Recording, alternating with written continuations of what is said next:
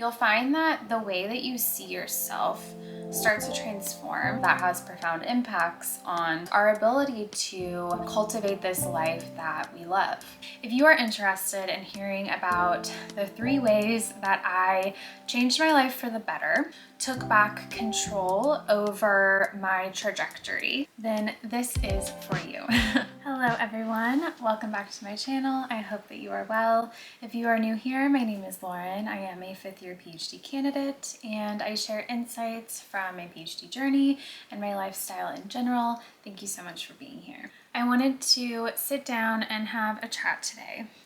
I've been feeling this urge to share a little bit more about myself and my journey, not just through an academic lens, but sort of through a life and personal lens. We are all more than our degrees. We're more than just our educational background. I want to sort of unpack a little bit of that with you today. And specifically, I want to share 3 ways or 3 categories of my life that I made profound changes to in order to become the person that I am today. So if you are interested in hearing about the 3 ways that I changed my life for the better and took back control over my trajectory, then this is for you. Okay. So I am going to break this up into 3 different categories. The first one is going to be the people in my life, so my relationships. The second one is going to be the things that I consume. And then the third one is going to be how I view myself. So thinking about self-worth. And naturally, each of these categories have a lot of overlap with one another. Starting with relationships. We all know how important relationships can be. A lot of people grew up hearing the saying that you are who your friends are. And that's true. Friendships are extremely important. But it doesn't necessarily stop there for all of us. Some of us grew up in highly toxic homes. And when we've grown up in that type of lifestyle where there's toxicity in the home, maybe there's verbal abuse or substance abuse or everything in between and more, it definitely influences the way we see ourselves, the way we see and interact with the world around us. And in my experience, it also influenced what I envisioned was possible for myself. It's not always a conscious thing, but it can definitely have an impact. So fast forward through undergraduate, where I continued to maintain relationships with individuals in my life who caused me a lot of despair and stress and worry.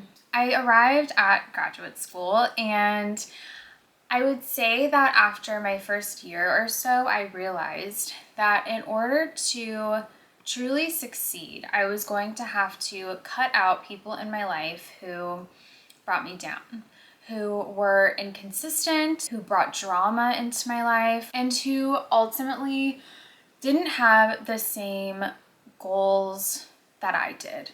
So I would say in my relationships, goals are to have people in my life that I can share experiences with. They can share their experiences with me. When we're feeling down, we can go to them and they can help support us, be honest with us, and vice versa. If you have people in your life who only seem to bring you down, they only seem to reach out to you when there is a problem or they want something from you, and who ultimately are not taking care of themselves.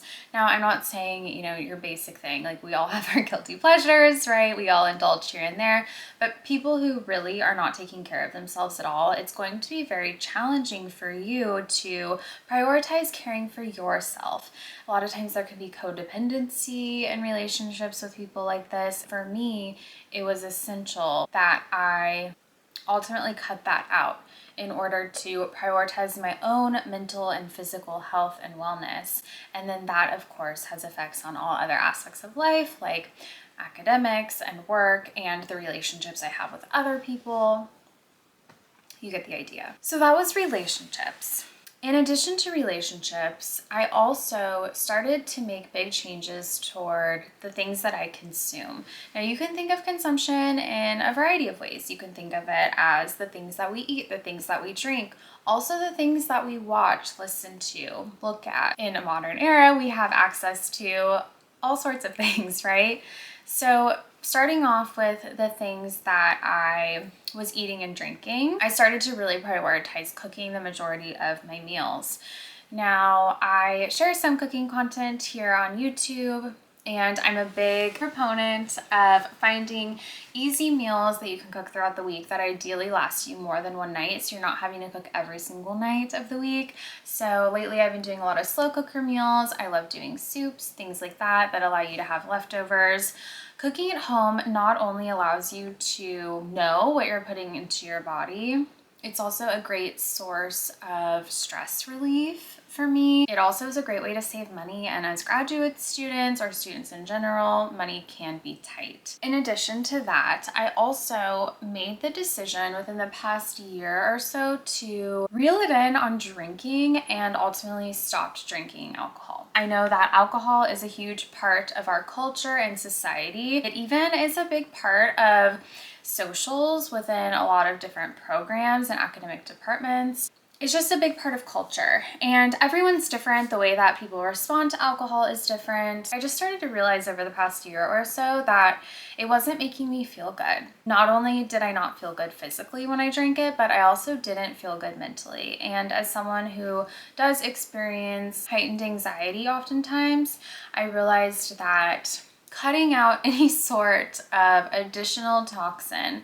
that was going to alter my brain chemistry and not make me feel good was probably a smart idea, and I honestly have not looked back. Again, as graduate students, we face a lot of chronic stress, and one way that people sometimes cope with this is by turning to alcohol, right?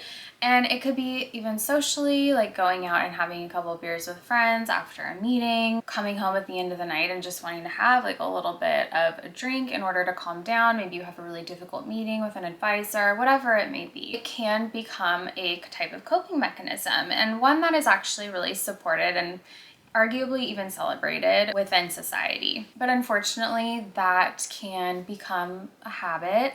And if it does have negative effects on the way that you feel physically or mentally the next day, it can sort of have like this carryover effect where, again, it's kind of impacting every aspect of your life. I just want to say that if you are a student, a graduate student, a young professional who feels like, maybe you aren't benefiting from drinking alcohol, it is possible to develop new habits for yourself. So there's a lot of non-alcoholic beverage options on the market nowadays. I've shared some here. I also will just get a sparkling water when I go out, and that's satisfying enough for me. At the end of the day, just the feeling of being clear-headed and knowing I'm not going to wake up feeling gross the next day because I drank the night before has been really transformative for me, and leads me into point number 3, which gets at self-worth.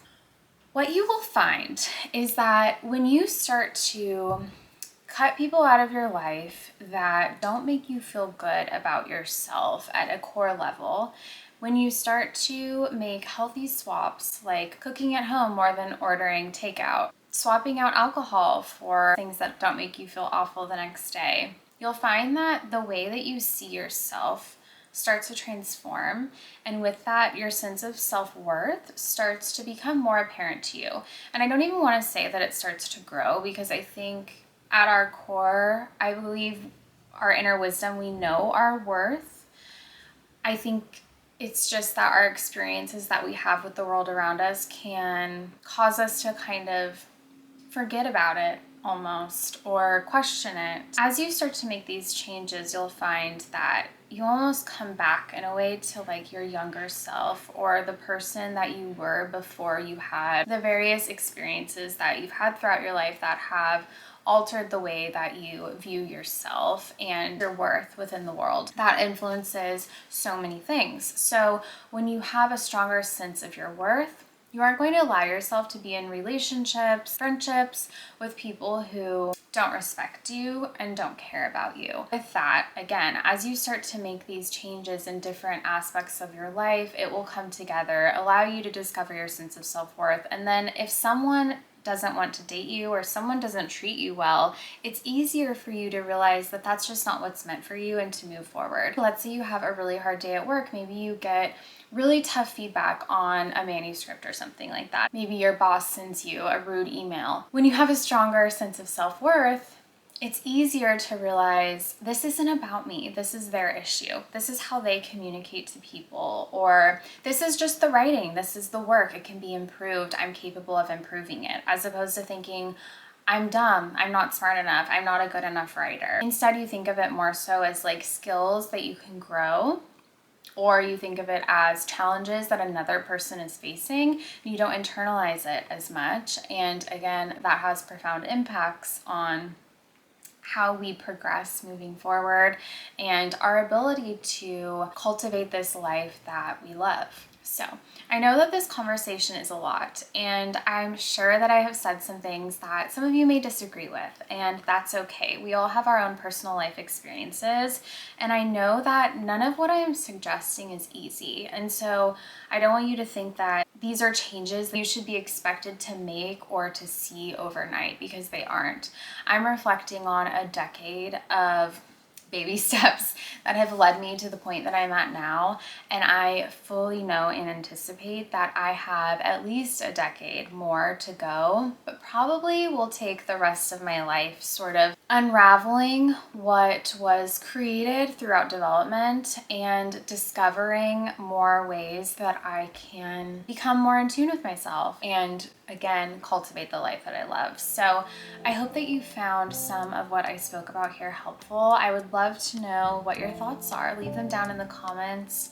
Let me know, have you made any of these changes throughout your adult life? How have they helped you? What other changes have you made? I always love hearing your thoughts. I actually need to get dinner on in the slow cooker. I'm making beef and barley soup tonight, so I'm gonna go ahead and get all of that started now. Again, I want to thank you all for being here and for your support. It means the absolute world to me, and I will see you in my next video.